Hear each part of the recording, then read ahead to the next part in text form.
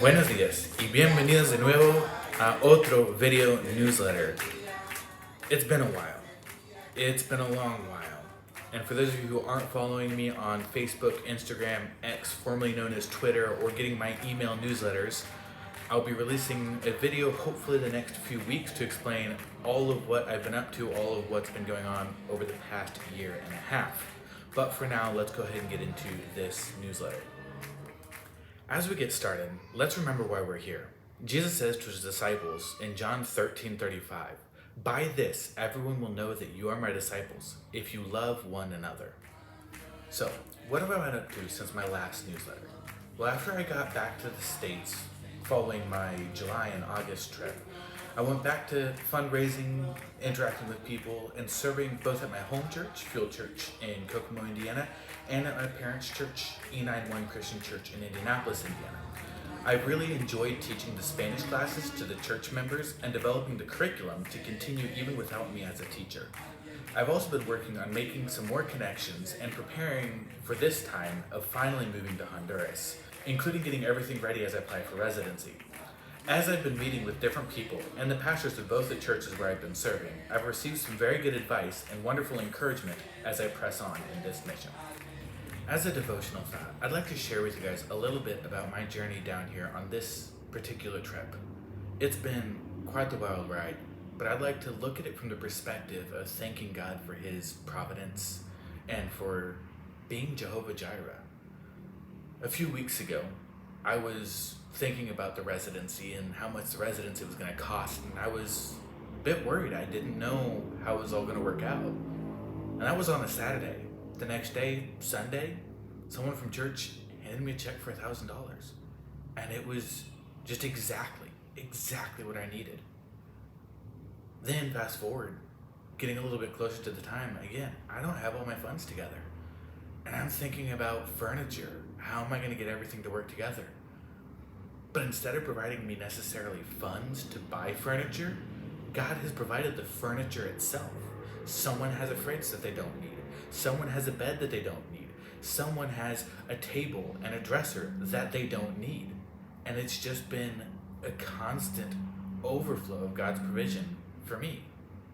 Then, getting here to Honduras, I recognized once I was in Atlanta that I left my lempiras, the Honduran currency, at home. So I was going to have to find a way to get to an ATM and pull out some money, and then the actual trip down, I was going to have to find a taxi that was going to be overpriced at the airport, take it to the bus station, find a bus, then get the bus down to... It was just going to be a mess. But God provided.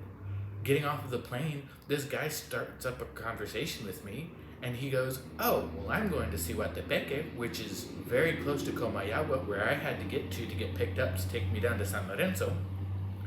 And so he offers me a ride. Not only does he offer me a ride, but when his brother and sister-in-law get there, they invite me to a coffee. Then on the road on the way down, we stop at a gas station. I go, okay, now's my chance. I can find an ATM and pull out some cash. Nope, no ATM at the gas station. So they buy me lunch, they get me a soda, and then when I'm getting to Cihuatepeque, they give me money for the bus to get from there to Comayagua. Then I get there, and my girlfriend and her mom are able to pick me up from the airport there and take me down, and just everything worked out. And so even though getting down to San Lorenzo, finally, one of the first things that happens is I go and sprain my ankle, not the same foot that I broke before, but I sprained my right ankle, and things are difficult, things are hard, and the money's tight, and I don't know exactly how everything's going to work out. But God, I know he's got this. I know he's going to provide for me. I don't have to worry about what tomorrow may bring. I don't know what tomorrow may bring, but God's got this. Speaking of the future, like I said, I don't know what the future holds, but I do have some plans. So what are they? To start with, I've already started the residency process. So I'm hoping that will take less time than more, but it could take anywhere from 4 to 9 weeks. In this time, I'm also going to be looking for a place in order to hold some English classes to cover the difference between my current funding and my current needs. This will also be a good place for me to resume the youth classes and look at some other options, as well as possibly get that soup kitchen started. I'm also hoping to resume visiting all the different churches around Nakahome. I visited a few and I definitely want to go back to them, but there are a lot more churches to visit as well. Now for all my prayer warriors out there.